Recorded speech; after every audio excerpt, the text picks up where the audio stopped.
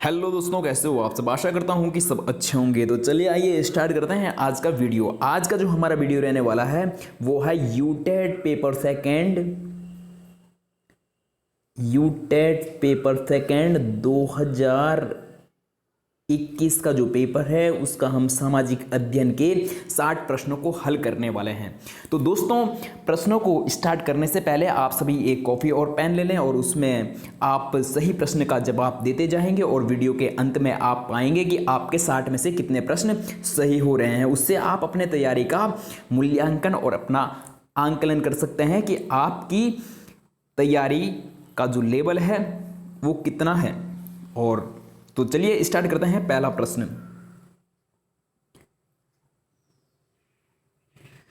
तो प्रश्न नंबर 1 है, निम्न में से कौन सा लक्ष्य सामाजिक अध्ययन शिक्षण के माध्यमिक चरण में रखा गया है। ऑप्शन ए है शारीरिक विकास, बी है लोकतांत्रिक मूल्यों का विकास और ऑप्शन सी है आत्म व्यक्तित्व और डी है सामाजिक विकास। तो दोस्तों, इसका जो सही आंसर हो जाएगा वो हो जाएगा ऑप्शन नंबर बी। इसका सही आंसर हो जाएगा लोकतांत्रिक मूल्यों का विकास। तो चलिए बढ़ते हैं अगले प्रश्न की ओर। अगला जो प्रश्न है वो है, सामाजिक अध्ययन के शिक्षण में निदानात्मक परीक्षण का मुख्य उद्देश्य क्या है। तो निदानात्मक का मतलब होता है कि आप क्या है, बच्चे की समस्या का पता लगाते हैं कि कहां बच्चे को समझ नहीं आ रहा है। और उपचारात्मक का मतलब होता है कि जहां पे समस्या आ रही है उस समस्या का क्या निकालना, आपको हल निकालना, उपचार करना है। तो ऑप्शन ए है कमजोर छात्र की पहचान और बी है कुशाग्र बुद्धि छात्र और सी है शिक्षक का प्रिय छात्र और डी है इनमें से कोई नहीं। तो दोस्तों, इसका जो सही आंसर हो जाएगा वो हो जाएगा ऑप्शन नंबर ए, कमजोर छात्र की पहचान। तो चलिए बढ़ते हैं अगले प्रश्न की ओर।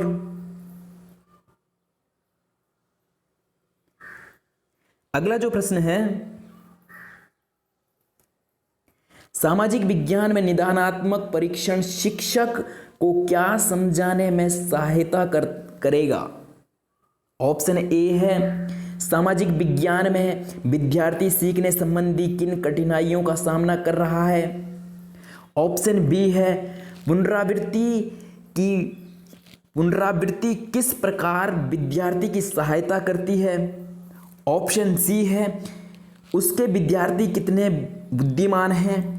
ऑप्शन डी है प्रकरण का वो हिस्सा जिससे विद्यार्थी ने, तो दोस्तों प्रश्न पूरा नहीं दिख रहा है, कंठस्थ नहीं किया है।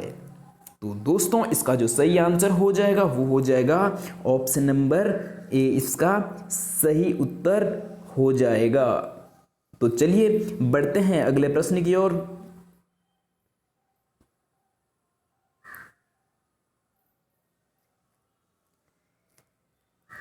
अगला जो प्रश्न है वो है, निम्नलिखित में से कौन सा कथन प्राचीन हस्तलिपि के संदर्भ में सही नहीं है। ऑप्शन ए है वे प्राय ताड़पत्रों पर लिखी हुई थी। ऑप्शन बी है वे जिस काल को प्रदर्शित करती है उस काल का मुख्य स्रोत है। ऑप्शन सी है वे हस्तलिखित थी और उसके बाद मुद्रित की गई। और डी है कुछ हस्तलिपियां पत्थर या धातुओं पर उकेरी गई थी। तो दोस्तों, ये तीनों ही बातें सही है, ए, बी और डी।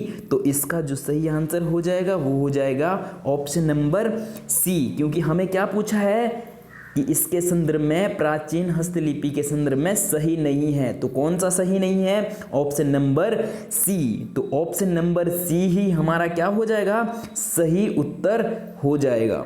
तो चलिए बढ़ते हैं अगले प्रश्न की ओर।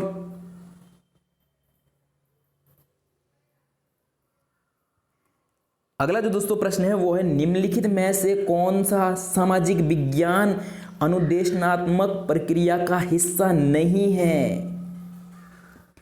ऑप्शन ए है तथ्यों का श्रुति लेख, और बी है प्रतिपुष्टि तंत्र, और सी है क्रियान्वयन, और डी है योजना। तो दोस्तों इसका जो सही आंसर हो जाएगा वो हो जाएगा ऑप्शन नंबर ए, तथ्यों का श्रुतलेख। तो चलिए बढ़ते हैं अगले प्रश्न की ओर।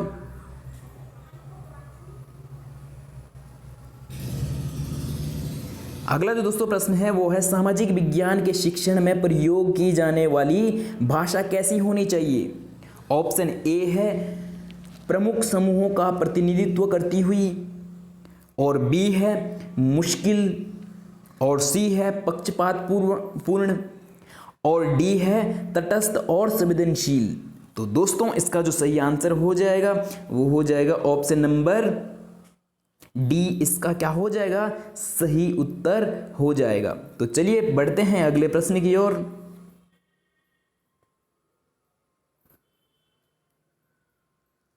अगला जो प्रश्न है वो है मान लीजिए सामाजिक विज्ञान की प्रस्तावित पाठ्य पुस्तक विद्यार्थियों के लिए कठिन है, आप क्या करेंगे। ऑप्शन ए है विभिन्न प्रकार की पूरक सामग्रियां प्रदान करेंगे, और बी है रटकर सिखाने पर बल देंगे। तो ऐसा तो करना ही नहीं है। प्रत्येक पाठ का संक्षिप्त विवरण लिखाएंगे, तो ऐसा भी नहीं करेंगे। और ऑप्शन डी है प्रश्न उत्तर तकनीक का उपयोग करेंगे या प्रयोग करेंगे। तो ये तीनों ही ऑप्शन सही है। तो आप क्या करेंगे, अगर क्या है पाठ्यक्रम कठिन है तो आप क्या करेंगे, विभिन्न प्रकार की पूरक सामग्रियां प्रदान करेंगे। तो दोस्तों इसका जो सही आंसर हो जाएगा वो हो जाएगा ऑप्शन नंबर ए। तो चलिए बढ़ते हैं अगले प्रश्न की ओर। अगला जो प्रश्न है वो है सामाजिक अध्ययन के अंतर्गत भूगोल शिक्षण के लिए सर्वाधिक उपयोगी शिक्षण अधिगम सामग्री है। मानचित्र, समय ग्राफ, फ्लैश कार्ड और बैरोमीटर। तो दोस्तों जब आप क्या करा रहे हैं, भूगोल का शिक्षण करा रहे हैं, तो क्या है, किस चीज़ की सबसे ज़्यादा ज़रूरत पड़ती है, मानचित्र की। तो इसका जो सही आंसर हो जाएगा वो हो जाएगा ऑप्शन नंबर ए। तो चलिए बढ़ते हैं अगले प्रश्न की ओर। अगला जो प्रश्न है वो है निम्नलिखित में से कौन सा नियमों, विनियमों और मूल्यों के सामाजिक अधिगम को बढ़ावा देगा। ऑप्शन ए है परियोजना कार्य, बी है समूह चर्चा, और सी है किताब पढ़ना, और डी है निबंध लिखना। तो दोस्तों इसका जो सही आंसर हो जाएगा वो हो जाएगा ऑप्शन नंबर बी, इसका क्या हो जाएगा, सही आंसर हो जाएगा। आपने क्या कराना है, समूह चर्चा करवानी है। तो चलिए बढ़ते हैं अगले प्रश्न की ओर। और अगला जो दोस्तों प्रश्न है वो है निम्नलिखित में से कौन सा सामाजिक विज्ञान का उद्देश्य नहीं है। सामाजिक विज्ञान का कौन सा उद्देश्य नहीं है। तो ऑप्शन ए है प्रभावी नागरिक बनने के लिए ज्ञान प्रदान करना, तो ये तो उद्देश्य होता है। और बी है सामाजिक प्रभावकारिता विकास करना, तो ये भी उद्देश्य होता है। शिक्षण शिष्टाचार। चलो अगला ऑप्शन देख लेते हैं, सार्वजनिक मामलों में भाग लेने के लिए प्रेरणा विकसित करना, तो ये भी होता है, बी वाला भी होता है, ए वाला भी। तो ऑप्शन नंबर सी क्या हो जाएगा, इसका सही आंसर हो जाएगा। ये क्या नहीं है, सामाजिक विज्ञान का उद्देश्य नहीं है। तो चलिए बढ़ते हैं अगले प्रश्न की ओर।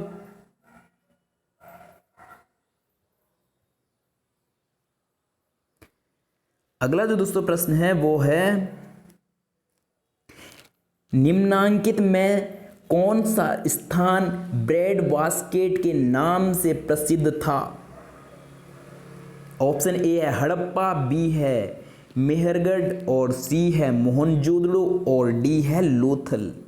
तो दोस्तों इसका जो सही आंसर हो जाएगा वो हो जाएगा मेहरगढ़, ऑप्शन बी इसका सही उत्तर हो जाएगा। तो चलिए बढ़ते हैं अगले प्रश्न की ओर। और अगला जो प्रश्न है वो है निम्नांकित में किस संस्कृति के लोग प्रथम बार स्थायी रूप से घर बनाकर रहने लगे? ऑप्शन ए है मध्य पाषाण संस्कृति, ऑप्शन बी है नवपाषाण संस्कृति, ऑप्शन सी है ताम्र पाषाण संस्कृति और ऑप्शन डी है ताम्र संचय संस्कृति। तो दोस्तों इसका जो सही आंसर हो जाएगा वो हो जाएगा नवपाषाण संस्कृति। ऑप्शन नंबर बी इसका सही उत्तर हो जाएगा। तो चलिए दोस्तों बढ़ते हैं अगले प्रश्न की ओर। अगला जो प्रश्न है, निम्नांकित में किसे श्रीनगर कश्मीर के निर्माण का श्रेय दिया जाता है? कि निम्न में से किसको श्रीनगर कश्मीर का निर्माण का श्रेय दिया जाता है? ऑप्शन ए है कनिष्क और बी है अशोक और सी है चंद्रगुप्त मौर्य और डी है हर्ष। तो दोस्तों इसका जो सही आंसर हो जाएगा वो हो जाएगा ऑप्शन नंबर बी, इसका सही उत्तर हो जाएगा अशोक। अशोक को क्या है श्रीनगर कश्मीर के निर्माण का क्या है श्रेय दिया जाता है। तो चलिए बढ़ते हैं अगले प्रश्न की ओर। अगला जो दोस्तों प्रश्न है वो है, निम्नांकित में कौन पंच सिद्धांतिका का लेखक है? ऑप्शन ए है आर्यभट्ट, बी है बाराहिमहरि और सी है ब्रह्मगुप्त और डी है चरक। तो दोस्तों इसका जो सही आंसर हो जाएगा वो हो जाएगा ऑप्शन नंबर बी, इसका सही उत्तर हो जाएगा। तो चलिए बढ़ते हैं अगले प्रश्न की ओर। अगला जो दोस्तों प्रश्न है वो है, निम्नांकित किस सन में प्रथम बार चीन में बौद्ध मत को राजधर्म घोषित किया गया था? ऑप्शन ए है 211 ईस्वी, बी है 379 ईस्वी और सी है 415 ईस्वी और डी है 645 ईस्वी। तो दोस्तों इसका जो सही आंसर हो जाएगा वो हो जाएगा ऑप्शन नंबर बी, इसका सही उत्तर हो जाएगा। तो चलिए बढ़ते हैं अगले प्रश्न की ओर।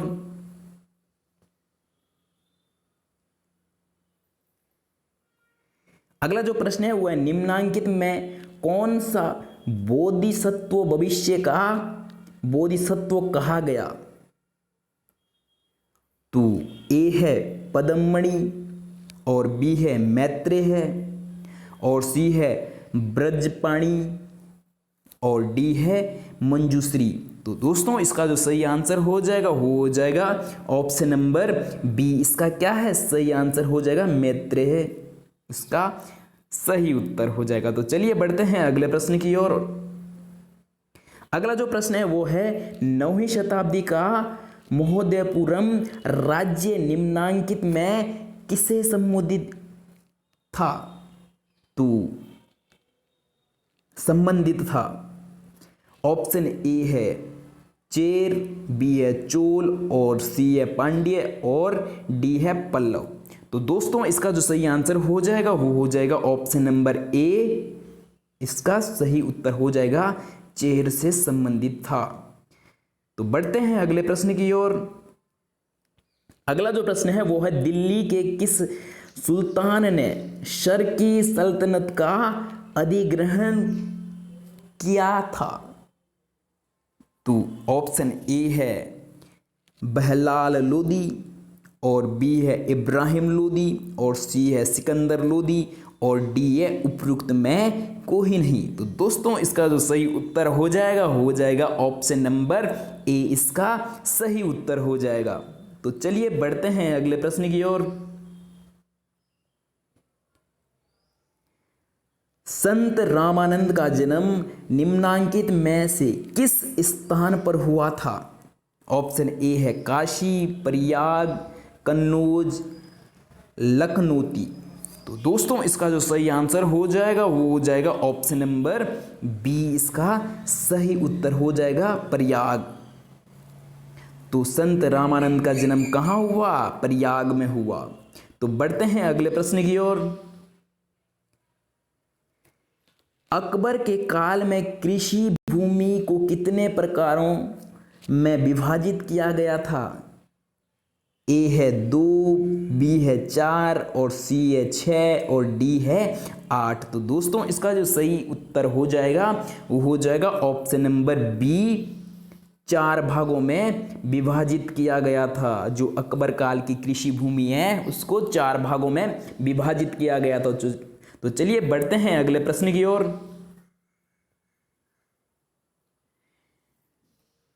चांद बीबी निम्नांकित किस राज्य से संबंधित थी?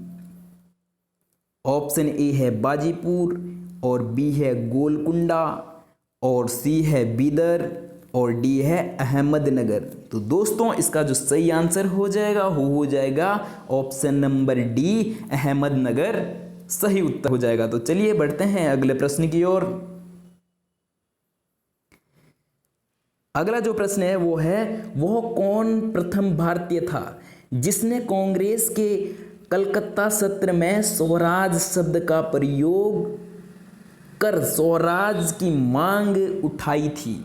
ऑप्शन ए है बाल गंगाधर तिलक, और बी है दादा भाई नौरोजी, और सी है गोपाल कृष्ण गोखले, और डी है फिरोज शाह मेहता। तो दोस्तों इसका जो सही आंसर हो जाएगा वो हो जाएगा ऑप्शन नंबर बी, इसका सही उत्तर हो जाएगा। तो चलिए दोस्तों बढ़ते हैं अगले प्रश्न की ओर।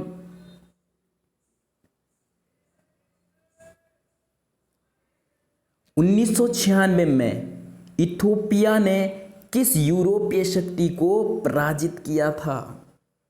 ऑप्शन ए है इटली, हंगरी, डेनमार्क, स्वीडन। तो दोस्तों इसका जो सही आंसर हो जाएगा वो हो जाएगा ऑप्शन नंबर ए, इसका सही उत्तर हो जाएगा इटली। तो चलिए बढ़ते हैं अगले प्रश्न की ओर।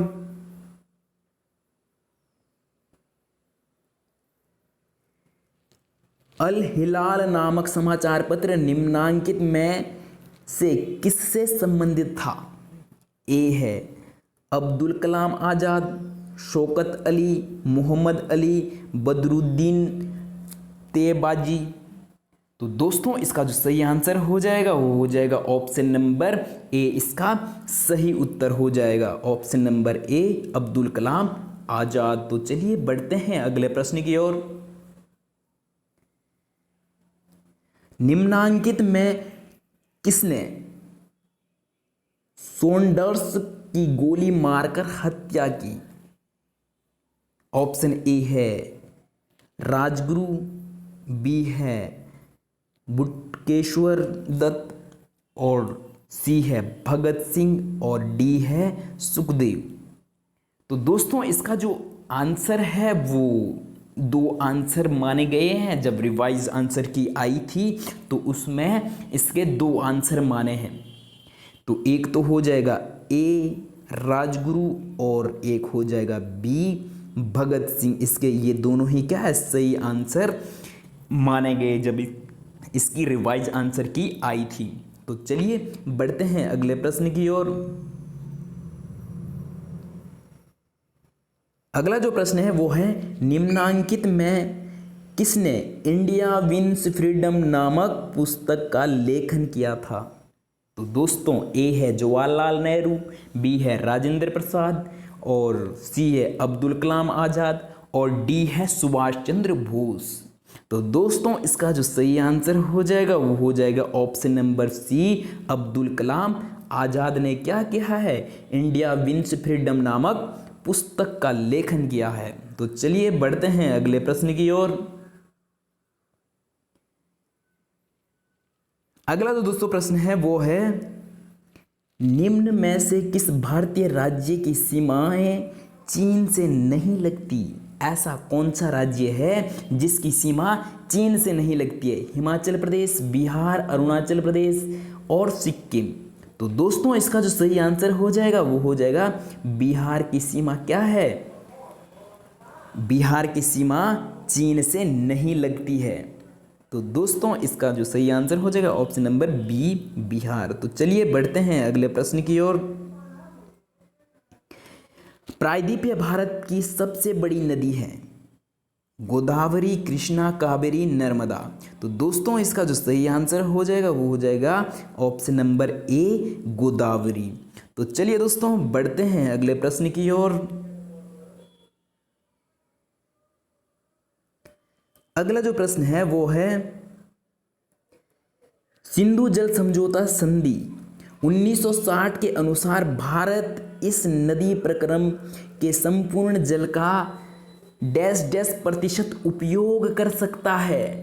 तो जो सिंधु जल समझौता हुआ 1960 में, उसमें जो क्या है बातें रखी गई कि भाई जो सिंधु नदी है उसका भारत कितना प्रतिशत जल उपयोग में ला सकता है। तो दोस्तों इसका जो सही आंसर हो जाएगा वो हो जाएगा ऑप्शन नंबर ए 20%। तो चलिए बढ़ते हैं अगले प्रश्न की ओर।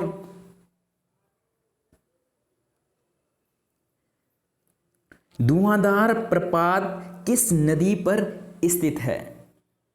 ऑप्शन ए है कावेरी, बी है गोदावरी और सी है महानदी और डी है नर्मदा। तो दोस्तों इसका जो सही आंसर हो जाएगा वो हो जाएगा नर्मदा। ऑप्शन नंबर डी इसका सही उत्तर हो जाएगा। तो चलिए बढ़ते हैं अगले प्रश्न की ओर। अगला जो प्रश्न है, निम्न में से कौन सही सुमेलित नहीं है? एक तरफ दे रखे हैं राष्ट्रीय पार्क और एक तरफ दे रखे हैं राज्य। तो ऑप्शन ए है गिर राजस्थान, मानस असम, दुधवा उत्तर प्रदेश और कान्हा मध्य प्रदेश। तो दोस्तों इसका जो सही आंसर हो जाएगा वो हो जाएगा ऑप्शन नंबर ए, ये क्या है सही सुमेलित नहीं है। तो चलिए दोस्तों बढ़ते हैं अगले प्रश्न की ओर।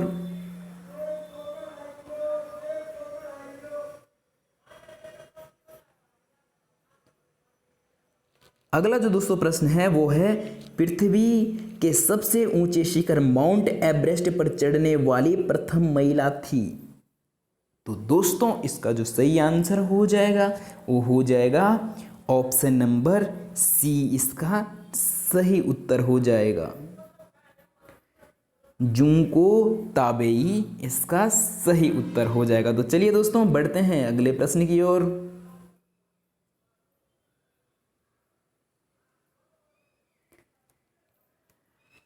पृथ्वी की सतह से शुरू करते हुए उचित क्रम बताइए।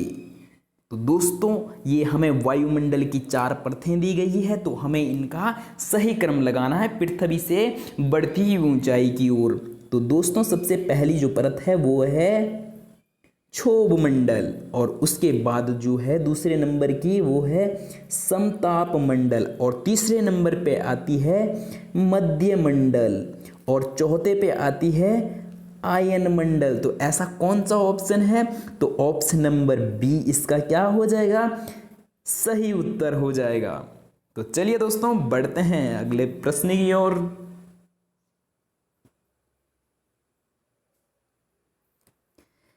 निम्न में से कौन सी काल्पनिक रेखा अफ्रीका महाद्वीप से नहीं गुजरती है? तो दोस्तों अफ्रीका एकमात्र ऐसा महाद्वीप है जिससे कर्क रेखा, विषुवत रेखा और मकर रेखा तीनों ही रेखा होकर गुजरती है। तो अब कौन सी नहीं गुजरती है? तो अंतर्राष्ट्रीय तिथि रेखा क्या है अफ्रीका महाद्वीप से नहीं गुजरती है। तो चलिए दोस्तों बढ़ते हैं अगले प्रश्न की ओर। और ये प्रश्न इस प्रकार से भी पूछा जा सकता है कि ऐसा कौन सा महाद्वीप है जिससे कर्क रेखा, विषुवत रेखा और मकर रेखा तीनों रेखा गुजरती है? ऐसा कौन सा महाद्वीप है? तो कौन सा हो जाएगा अफ्रीका महाद्वीप, इसका सही उत्तर हो जाएगा। तो चलिए बढ़ते हैं अगले प्रश्न की ओर।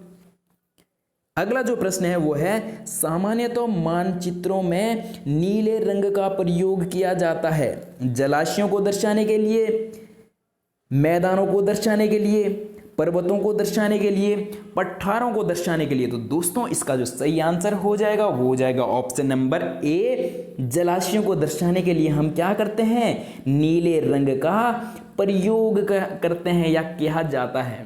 तो चलिए बढ़ते हैं अगले प्रश्न की ओर।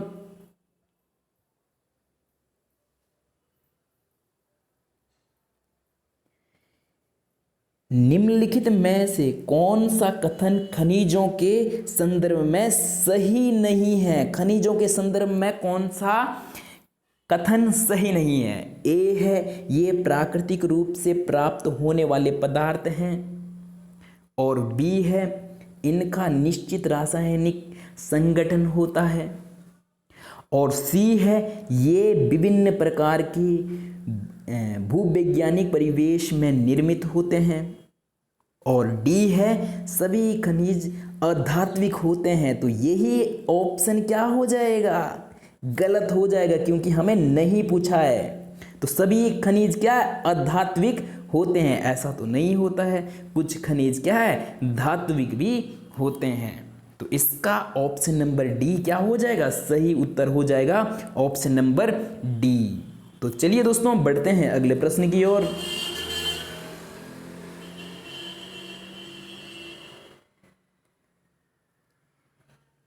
प्रश्न है निम्न में से कौन सा उपाय तटीय और शुष्क प्रदेशों में हवा से होने वाले मृदा अपरदन रोकने के लिए किया जाता है। तटीय और शुष्क प्रदेशों में हवा से होने वाले मृदा अपरदन को रोकने के लिए कौन सा उपाय किया जाता है, रक्षक मेखला और मल्चिंग, वेदिका फॉर्म और समोच्च रेखीय जुताई। तो दोस्तों इसका जो सही उत्तर हो जाएगा वो हो जाएगा ऑप्शन नंबर ए, इसका सही उत्तर हो जाएगा रक्षक मेखलाएं। तो चलिए बढ़ते हैं अगले प्रश्न की ओर।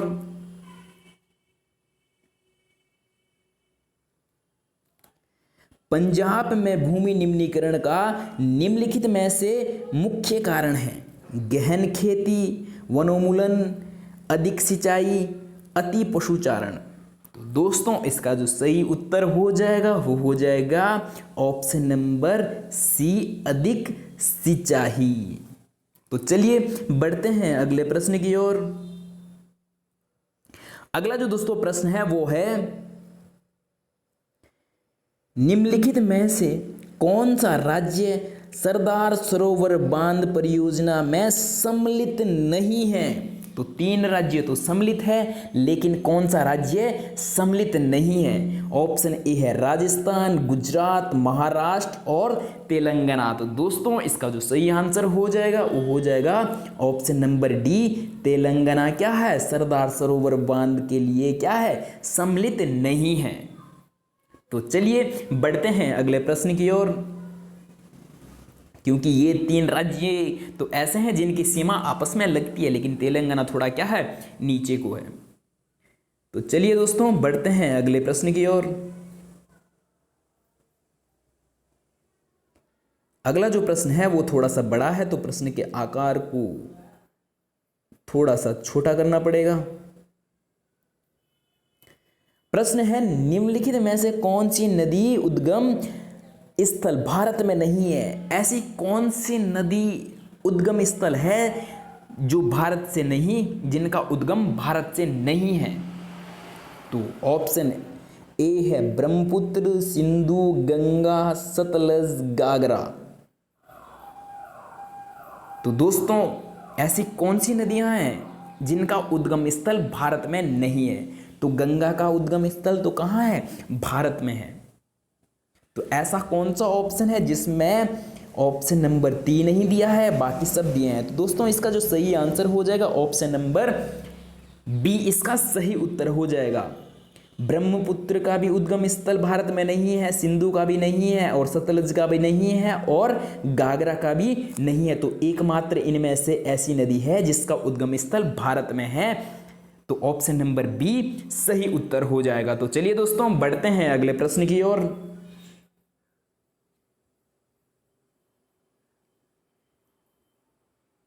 अगला भी प्रश्न थोड़ा सा बड़ा है, प्रश्न के आकार को छोटा करना पड़ेगा जो आपको सभी ऑप्शन भी दिखाई दें और साथ में प्रश्न भी दिखाई दें। तो प्रश्न है सूची ए को सूची बी से सम्मिलित कीजिए। सूचियां में दिए गए कूट का प्रयोग करना है। प्रयोग करके आपको क्या करना है, मिलान करना है। भारत में झूम कृषि का समानार्थी प्रदेश एक तरफ दे रखे हैं झूम कृषि से संबंधित शब्द और अगले तरफ दे रखे हैं प्रदेश की कौन से प्रदेश में क्या कहा जाता है। तो इसका जो दोस्तों ए है झूम। कहाँ कहा जाता है झूम? तो दोस्तों इसका जो सही आंसर हो जाएगा वो हो जाएगा झूम कहा जाता है उत्तर पूर्वी भारत में, और कुम्हारी ये हो जाएगा पश्चिम घाट में, और वाल्टरे हो जाएगा आंध्र प्रदेश में, और पोंडू हो जाएगा दक्षिण पूर्वी राजस्थान में। तो दोस्तों इसका जो सही उत्तर हो जाएगा वो हो जाएगा ऑप्शन नंबर बी। इसका ऑप्शन नंबर बी इसका सही उत्तर हो जाएगा। तो चलिए बढ़ते हैं अगले प्रश्न की ओर।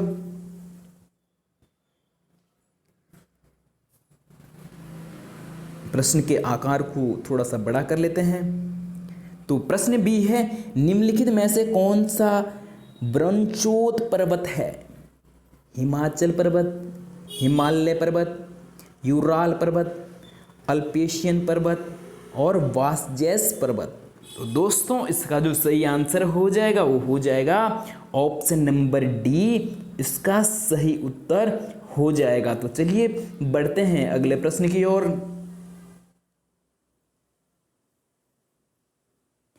अगला जो प्रश्न है वो है, वर्तमान में राजनीतिक संपर्क की सबसे महत्वपूर्ण इकाई कौन सी है? वर्तमान में राजनीतिक संपर्क की सबसे महत्वपूर्ण इकाई रेडियो, राजनीतिक दल, सोशल मीडिया और दबाव समूह। तो दोस्तों आजकल सबसे ज़्यादा कौन सक्रिय रहता है राजनीति में? जो इसका क्या करते हैं, प्रचार प्रसार करते हैं। तो कौन करता है? Social media. Option number C इसका सही उत्तर हो जाएगा। तो चलिए बढ़ते हैं अगले प्रश्न की ओर।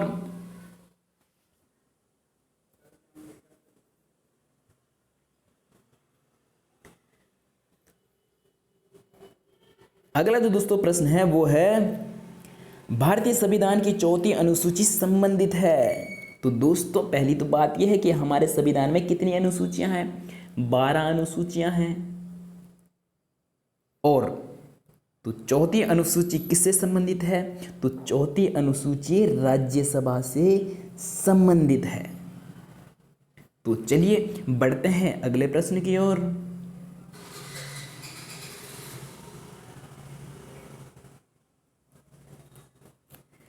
प्रश्न है, निम्नलिखित में से किस संवैधानिक संशोधन द्वारा संपत्ति के अधिकार को लुप्त किया गया था?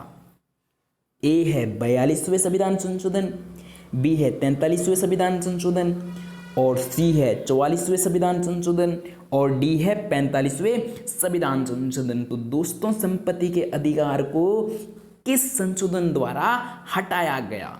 हमारे मूल संविधान में कितने अधिकार थे? 7। तो संपत्ति के अधिकार को जो हटाया गया वो हटाया गया 44वें संविधान संशोधन द्वारा। क्या है? संपत्ति के अधिकार को मौलिक अधिकारों से हटाया गया। तो चलिए दोस्तों बढ़ते हैं अगले प्रश्न की ओर। भारत में किस वर्ष सामुदायिक विकास कार्यक्रम प्रारंभ किया गया था? ऑप्शन ए है 1950, बी है 1952, 1954, उपयुक्त में कोई नहीं। तो दोस्तों इसका जो सही आंसर हो जाएगा वो हो जाएगा ऑप्शन नंबर बी। 1952 में क्या किया गया था? सामूहिक विकास कार्यक्रम प्रारंभ किया गया था। तो चलिए दोस्तों बढ़ते हैं अगले प्रश्न की ओर। अगला जो प्रश्न है वो है, वर्तमान में संवैधानिक राजतंत्र मौजूद है। वर्तमान में क्या है? संवैधानिक राजतंत्र। अमेरिका में, चीन में, यूनाइटेड किंगडम, सऊदी अरब में। तो दोस्तों इसका जो सही आंसर हो जाएगा ऑप्शन नंबर सी। इसका सही उत्तर हो जाएगा। तो जहां आज भी क्या है? राजतंत्र मौजूद है। तो ऐसा कौन सा देश है? United kingdom. तो चलिए दोस्तों बढ़ते हैं अगले प्रश्न की ओर। निम्न में से किस देश के पास लिखित संविधान नहीं है? भारत। तो भारत का तो दोस्तों विश्व का सबसे बड़ा लिखित संविधान है, तो भारत तो नहीं होगा। Britain, Switzerland, America. तो दोस्तों इसका जो सही जवाब हो जाएगा वो हो जाएगा ऑप्शन नंबर बी, इसका सही उत्तर हो जाएगा। तो चलिए दोस्तों बढ़ते हैं अगले प्रश्न की ओर।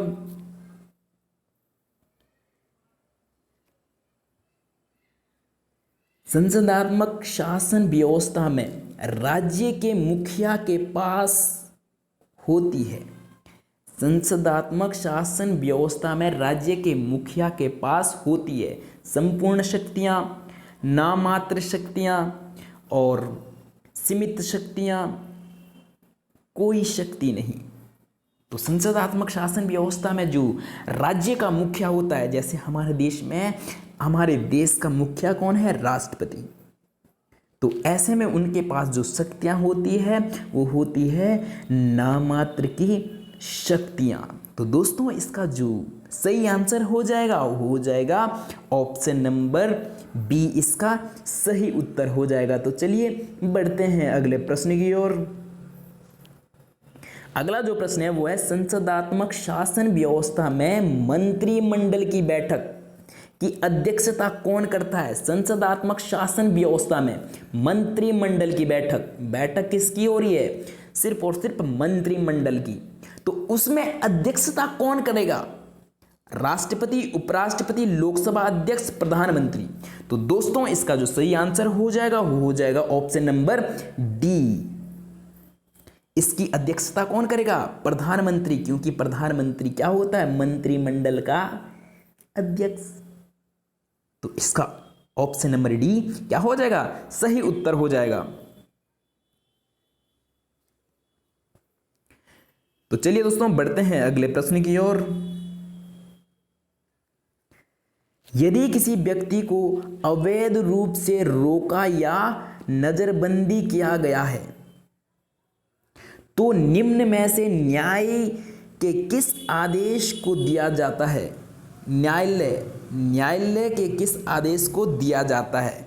ए है बंदी प्रत्यक्षीकरण, और बी है परमादेश, और सी है उत्प्रेक्षण, और डी है अधिकार पृच्छता। तो दोस्तों इसका जो सही आंसर हो जाएगा वो हो जाएगा ऑप्शन नंबर ए, इसका सही उत्तर हो जाएगा। तो चलिए बढ़ते हैं अगले प्रश्न की ओर। अगला जो प्रश्न है वो है निम्न में से कौन सा अधिकार गैर भारतीयों के द्वारा भारतीय क्षेत्र में प्राप्त किया जा सकता है? वाक स्वतंत्रता, कानून के समक्ष समानता, शांतिपूर्वक निरायुध सम्मेलन, और डी है उपयुक्त में कोई ही नहीं। गैर भारतीय, जो भारतीय नागरिक नहीं है, उनको भी क्या है, कौन सी स्वतंत्रता या कौन से अधिकार दिए जाते हैं? तो दोस्तों इसका जो सही आंसर हो जाएगा वो हो जाएगा ऑप्शन नंबर बी, क्या हो जाएगा? इसका सही उत्तर हो जाएगा कानून के समक्ष समानता। तो चलिए बढ़ते हैं अगले प्रश्न की ओर। भारतीय संसद का गठन होता है, जो भारतीय संसद है, संसद का गठन कैसे होता है? उनमें कौन कौन से अंग होते हैं या कौन कौन से सदन होते हैं? तो दोस्तों इसका ऑप्शन है लोकसभा और राज्यसभा, राष्ट्रपति, लोकसभा एवं राज्यसभा द्वारा, केवल राष्ट्रपति और लोकसभा द्वारा, केवल राष्ट्रपति और राज्यसभा द्वारा। तो दोस्तों इसका जो सही आंसर हो जाएगा राष्ट्रपति, लोकसभा और राज्यसभा द्वारा क्या होता है? संसद का गठन होता है। तो दोस्तों बढ़ते हैं अगले प्रश्न की ओर। इसका सही आंसर हो जाएगा ऑप्शन नंबर बी, इसका सही उत्तर हो जाएगा। तो चलिए बढ़ते हैं अगले प्रश्न की ओर। राष्ट्रीय महिला आयोग की स्थापना किस वर्ष की गई थी? ए है 1991, बी 1992, सी 1993 और डी 1994। तो दोस्तों इसका जो सही आंसर हो जाएगा वो हो जाएगा ऑप्शन नंबर बी, इसका सही उत्तर हो जाएगा ऑप्शन बी 1992 में क्या है, राष्ट्रीय महिला आयोग की स्थापना की गई। तो चलिए बढ़ते हैं अगले प्रश्न की ओर। किस संविधान संशोधन अधिनियम के तहत पंचायत राज व्यवस्था में महिलाओं को आरक्षण प्रदान किया गया? किस संविधान संशोधन के तहत पंचायत राज में क्या है, महिलाओं के लिए आरक्षण प्रदान किया गया? 71वें संविधान संशोधन और 72वें संविधान संशोधन, 73वें संविधान संशोधन और डी है 75वें संविधान संशोधन। तो दोस्तों इसका जो सही उत्तर हो जाएगा वो हो जाएगा ऑप्शन नंबर सी, इसका सही उत्तर हो जाएगा 73वें संविधान संशोधन द्वारा महिलाओं को क्या है, पंचायती राज व्यवस्थाओं में आरक्षण प्रदान किया गया।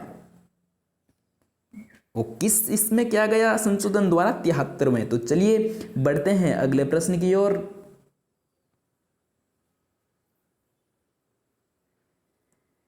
अगला जो दोस्तों प्रश्न है वो है, सर्वोच्च न्यायालय में तदर्थ न्यायाधीशों की नियुक्ति किसके द्वारा की जा सकती है? ऑप्शन ए है राष्ट्रपति द्वारा, बी है भारत के मुख्य न्यायाधीश के परामर्श पर राष्ट्रपति द्वारा और सी है भारत के मुख्य न्यायाधीश द्वारा राष्ट्रपति की पूर्व सहमति से और डी है विधि मंत्री द्वारा। तो दोस्तों इसका जो सही आंसर हो जाएगा वो हो जाएगा ऑप्शन नंबर सी, इसका सही उत्तर हो जाएगा भारत के मुख्य न्यायाधीश द्वारा राष्ट्रपति की पूर्व सहमति से। तो चलिए बढ़ते हैं अगले प्रश्न की ओर। अगला जो दोस्तों प्रश्न है वो है, आपातकाल की घोषणा को संसद की अनुमति हेतु प्रस्तुत किया जाता है 1 माह के अंदर, 2 माह के अंदर, 6 माह के अंदर, 1 साल के अंदर। तो दोस्तों इसका जो सही उत्तर हो जाएगा वो हो जाएगा ऑप्शन नंबर ए, इसका सही उत्तर हो जाएगा 1 माह के अंदर क्या करना होता है, आपातकाल की घोषणा को संसद की अनुमति प्रस्तुत की जाती है। तो चलिए बढ़ते हैं अगले प्रश्न की ओर। अगला जो प्रश्न है वो है, इंदिरा साहनीवाद 1992 किससे संबंधित है? अनुसूचित जनजाति जाति और बी है अनुसूचित जनजाति से और सी है अन्य पिछड़ा वर्ग से और डी है उपयुक्त में कोई नहीं। तो दोस्तों इसका जो सही उत्तर हो जाएगा वो हो जाएगा ऑप्शन नंबर सी, सही उत्तर हो जाएगा ऑप्शन नंबर सी, इसका सही उत्तर हो जाएगा अन्य पिछड़ा वर्ग। तो चलिए दोस्तों बढ़ते हैं अगले प्रश्न की ओर और ये आज का सेकंड लास्ट प्रश्न है। तो दोस्तों प्रश्न को स्टार्ट करने से पहले अगर आपने वीडियो को क्या नहीं किया है, वीडियो को लाइक नहीं किया है और चैनल पर पहले बार हो तो और चैनल को सब्सक्राइब नहीं किया है तो चैनल को सब्सक्राइब करें और वीडियो को लाइक करें। तो चलिए स्टार्ट करते हैं 149वां प्रश्न। सामाजिक अध्ययन ऐतिहासिक, भौगोलिक और सामाजिक संबंधों एवं अंतर्राष्ट्रीय संबंधों का अध्ययन है, किसने कहा था? ऑप्शन ए है माइकेल और बी है हेमिंग और सी है फॉरेस्टर और डी है उपयुक्त में से कोई नहीं। तो दोस्तों इसका जो सही उत्तर हो जाएगा वो हो जाएगा ऑप्शन नंबर बी, इसका सही उत्तर हो जाएगा हेमिंग ने। तो चलिए बढ़ते हैं अगले प्रश्न की ओर और ये आज का अंतिम प्रश्न है। निम्न में से कौन सी आधुनिक विधि सामाजिक अध्ययन के पठन पाठन के लिए लागू है? आधुनिक विधि सामाजिक अध्ययन के पठन पाठन के लिए लागू हैं। ऑप्शन ए है विचार विमर्श विधि और बी है समस्या समाधान विधि और सी है प्रयोगशाला विधि और डी है उपर्युक्त सभी। तो दोस्तों इसका जो सही उत्तर हो जाएगा वो हो जाएगा ऑप्शन नंबर डी, इसका सही उत्तर हो जाएगा। तो दोस्तों आज के लिए इतना ही, और अगर चैनल पे पहली बार हो तो चैनल को सब्सक्राइब करें और वीडियो को लाइक और शेयर करें। तो चलिए आज के लिए इतना ही, धन्यवाद।